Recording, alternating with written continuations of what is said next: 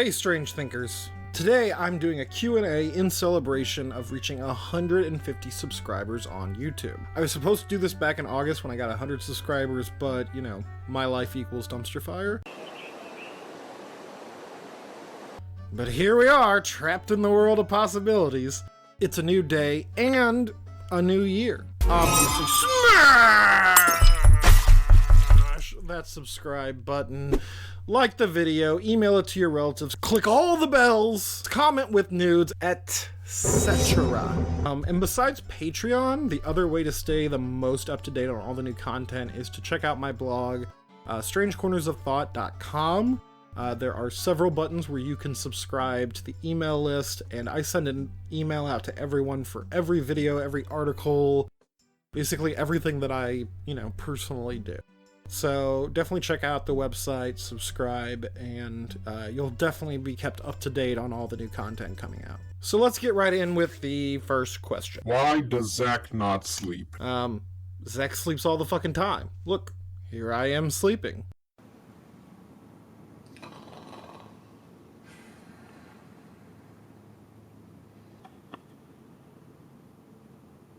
Why should regular people care about philosophy? Because they're already doing philosophy in their lives. Being able to understand how thought works, critical thinking, etc. are all things studying philosophy will help you with. Who are the most famous philosophers you should know? Obviously Plato and Aristotle, probably David Hume, Friedrich Nietzsche, maybe Martin Heidegger. But then obviously Lao Tzu and Zhuangzi. What is philosophy to you? Philosophy is the study of thought or the process of thinking. Did you go to school for philosophy or self-taught? A mix of both, really. When I got to college, I started majoring in philosophy. I live in the United States, so almost all philosophy that is taught is Western philosophy. The community college I went to, and community colleges in America are a 2-year secondary school where you can get an associate's degree. It's like a stepping stone before you go to like university. Anyway, this college taught from basically an exclusively analytic position. I later transferred to Loyola University in Chicago, Illinois. Their department, at least at the time, this was like 10 years ago, was a pretty good mix of analytic and continental philosophies. I then finished off my bachelor's at DePaul University, also in Chicago, and they mainly teach continental philosophy. If you're into continental philosophy, I would recommend going to DePaul University for that, because they have a really great department. So I do have a bachelor's degree in philosophy. Can philosophy help us in quote-unquote real life? Well, to me, philosophy is just thinking in general, so I think everyone would benefit if people did a little bit more thinking in their lives. But the term real life is kind of silly. There is no unreal life. People going to college exist in the real world too. I remember back when I was at DePaul, I was talking to this conservative capitalist guy who I don't know if he was there to see Herman Cain. There was some conservative there's been several conservatives that have spoken there, but he was there to see that guy, and we had taken a philosophy class together before, so I started talking to him, and he's like, oh, I've just been busy in the real world, and like, I kind of like, he was implying that if the people going to college, and that's what they say, oh, wait till you get into the real world and you find out what everything's about. But I started poking him on the arm and be like, wait a minute, this isn't real? What the fuck is going on here? Which you probably shouldn't do normally. I wouldn't recommend doing that, just to anyone. But really, making that distinction between real life and, unreal life, all that's saying is you don't value a person's reality. How can a normal person understand philosophy books? What is normal, or what is normative, is itself a problem in philosophy. In reality, you find out that no one is actually normal, i.e., meets all the criteria of what is considered normal. But to the question itself, it really depends on who you read. There's a lot of philosophy that is so jargon heavy that Even I have difficulty comprehending it or even caring what they're saying. If you're looking for something to help you understand philosophy text, I just find any intro text in whatever field you're interested in. What are the most underrated philosophers? That's a tough question. But in the West, I'd say most Eastern philosophers are still not treated seriously enough. And I think that's a real deficit because the things that Eastern philosophy focuses on, I don't know, in comparison, I just kind of feel like Western philosophy focuses on things that are a lot of times not real problems. I think that's kind of what postmodernism has shown us. Who is your favorite philosopher? Well, Lao Tzu and Zhuangzi from Taoism in Eastern philosophy. In Western philosophy, probably Friedrich Nietzsche, Martin Heidegger, Gilles Deleuze. Those are people I'm always down to clown with. How does philosophy help you in daily life? Well, philosophy allows you to better understand people's viewpoints and recognize problems that most wouldn't notice or wouldn't even consider. So, just as an example, I am a defundist when it comes to policing. I believe that we should reallocate resources from the police towards the community. Defund the police, fund the people. Now, there are 4 main theories of policing in at least the United States. Defend the police, reform the police, defund the police, and abolish the police. So philosophy teaches me that before I can actually analyze any of these theories, I need to understand what the police are. What is their function in society? So what are the police? The police are the agents of the state that can legitimately use violence to enforce the state's sovereignty, to uphold the state's laws. If you commit a crime, which is an injury against the sovereign, the police will use violence or the threat of violence to punish you. So with this understanding of the police, how does it apply to these different theories? And obviously, I could and probably will at some point do an entire video on this subject. I don't consider myself an abolitionist because I simply don't understand what a society would look like where some entity doesn't have the legitimate use of violence, right? It doesn't matter whether you call them police or public safety or you make up some nonsense word for them, that if that's still the function that they're performing. And I do still want some entity to punish murderers, rapists, pedophiles. That's still something that I want. It's not to say that abolitionists don't want those people punished. I don't want to make it seem like I'm saying that. Now the defendist position is essentially the police are a necessary part of society.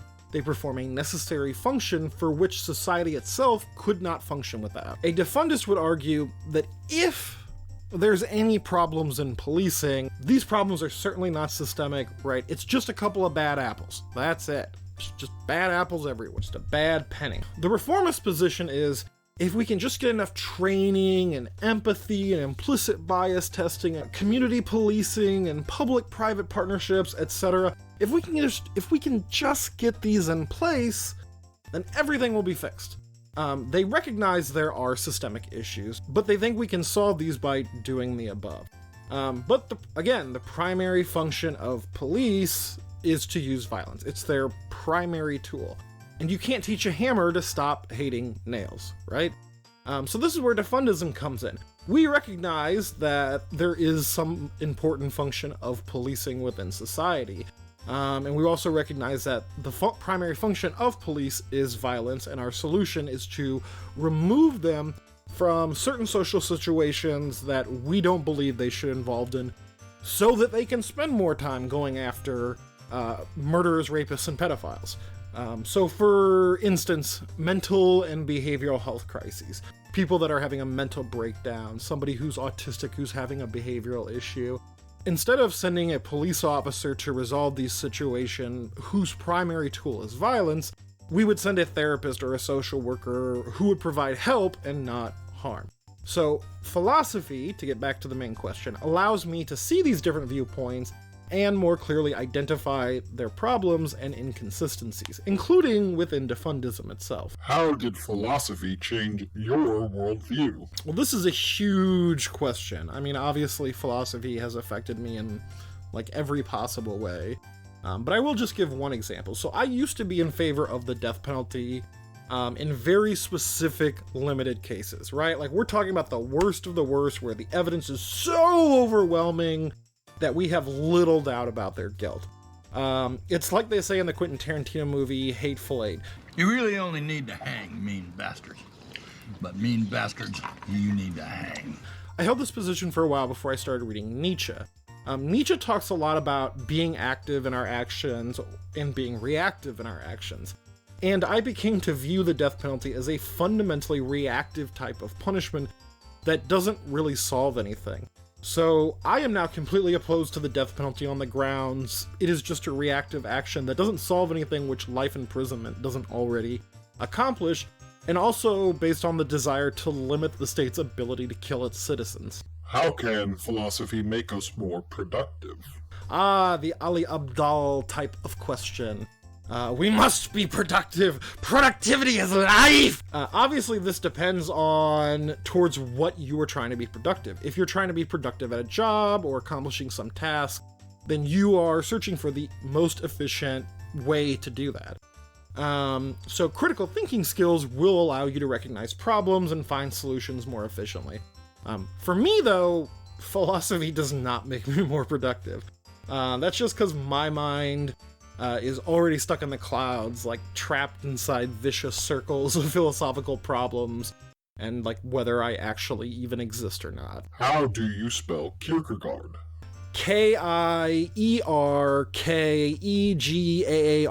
See, I didn't even look at the screen. I could spell Kierkegaard. What got you interested in philosophy? My grandma is really into spirituality and studying different religions, and my great-grandfather was a science fiction author, so I was always prone to getting like lost in thought. And I got really interested in Eastern philosophies like Taoism, Buddhism, and Hinduism as a young lad, and then I kept studying it until eventually I got a bachelor's. Is the Philosopher's Stone real? No. Is there a how-to to do philosophy? Yeah, probably literally thousands. How do you explain what philosophy is to a 5-year-old? Honestly, a 5-year-old probably knows more about philosophy than we do. I guess the question is, what is it that thinking is accomplishing, right? Thinking is the boundary between thought and unthought. Thinking grasps onto the unthought in order to think it. This is fundamentally experimental. In order to think the unthought, we have to experiment. We lads and lasses, and all those that lie betwixt, have this intense fascination with the world around them, and they're constantly experimenting with the world around them to try and understand it. How many philosophers does it take to screw in a light bulb? The real question is, how many philosophers does it take to answer this question? Who is the most overrated philosopher? I don't know, maybe like Socrates, or Descartes, or Hegel. Who is your least favorite philosopher? Besides Ayn Rand, probably Descartes. I really feel like Descartes, he's kind of at like the beginning of modernity, like the shift between medieval scholasticism and modernity. I mean, Descartes' just such an important figure in all that. And I feel like Descartes really sent us down like a 300-year rabbit hole in thinking that I am not a fan of. If you could take 5 philosophy books, and only 5 books to a deserted island where you'd be chilling with coconuts the rest of your life, which would you take? Tao Te Ching, Zhuangzi, probably Thus Spake Zarathustra! Maybe Being in Time by Heidegger, and probably a book about the philosophy of coconuts.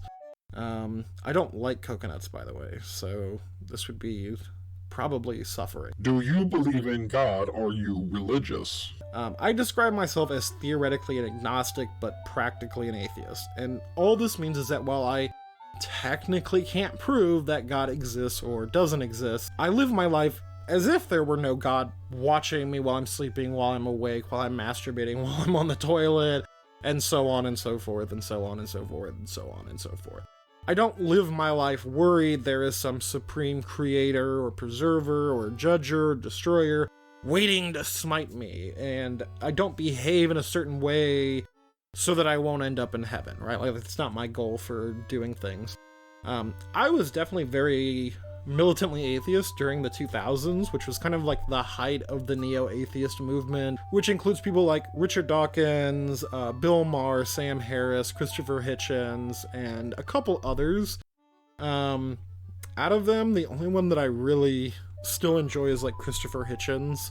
One, because he just writes really beautifully, and also I really like his journalistic work, even though I often disagree with it. Now, most people who become atheists go through a militant phase, but typically they grow out of it.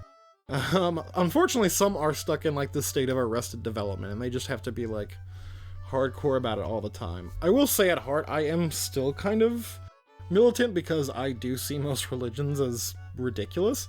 I'm just a lot more polite about it and not like in your face about it. And I think something that helped me chill out was recognizing that even if I thought this was silly or absurd or pointless, religion is still a very interesting phenomena that seems to be unique to humans. Like when archaeologists or anthropologists are looking at fossils and evidence of humanity, they typically look for two things: tool usage and religion.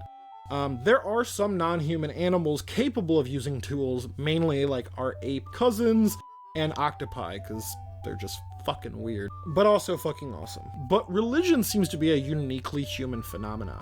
So if we see evidence of burying the dead, or some type of ritual or artwork, we can typically say that this is not some missing link in the Homo genus, but is likely a Homo sapien. You don't really see animals burying their dead, so that's usually a pretty good indication. I guess the thing that kind of like put me on this path is my grandpa and my grandma. My grandfather was Catholic and my grandmother at the time was Methodist. And so my father, every Sunday, he had to go to churches, which is like, I don't know, probably like 4 hours.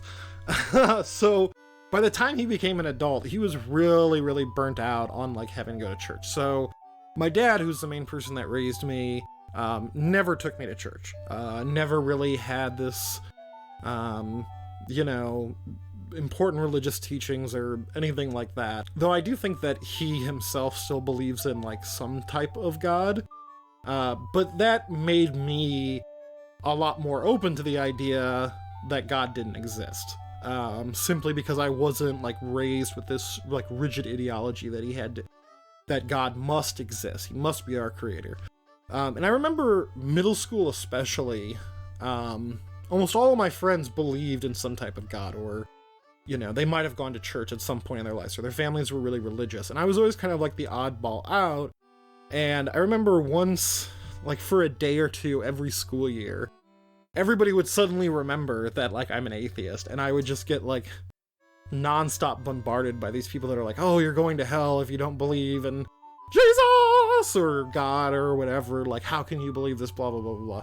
Even in high school, like I had a close friend who was like uber religious, and I don't know why they were my friend, I guess. We would sit at the lunch table and they would be like, oh yeah, you're going to hell, and I'm like, well, okie dokie. But that was kind of my experience growing up, and I think that did contribute somewhat to the militantism that I had, especially in my late teens. Now, if I was a theist, if I did believe in God, I'd probably be a Hindu. And that's why I always have Lord Ganesha here to help me out. How do you self-identify politically? I identify as a socialist, and that means I want a socio-economic system where the workers, the ones who create value, because I do believe in the labor theory of value, where the workers democratically control the means of production and natural resources. Why do you have so few subscribers? Because my life is a dumpster fire? Do you think it's your content? Probably.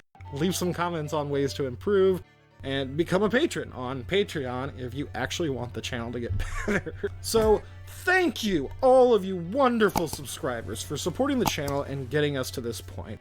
I won't probably do another one of these until I hit 1,000 subscribers, so balls in your court, strange thinkers. Get people to subscribe. In order to get monetized on YouTube, you need both 1,000 subscribers and 4,000 hours of watch time in the past 365 days. So I know some people that have over 1,000 subscribers, but they can't reach that watch time, so they're still not monetized. And my goal is to get monetized and make this a consistent source of income for me, so please help me out with that. Anyway, I want to thank you all for falling into one of my strange corners, and I'll see you again next time you make a wrong turn. Bye! I'm the one-man army ace on. I never been tooken out. I keep MCs looking out. I drop science like Cosby dropping babies. Enough to make a person go crazy. In the G building taking all types of medicine. Yo ass thought you were better than A son? I keep planets in orbit while I be coming with deeper and more shit.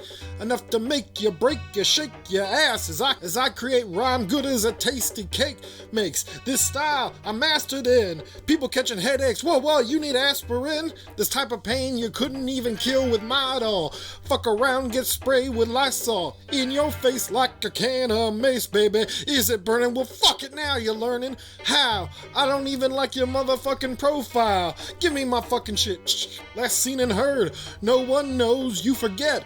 People be quiet as kept. Now you know nothing before you knew a whole fucking lot. Your ass do not wish to be shot.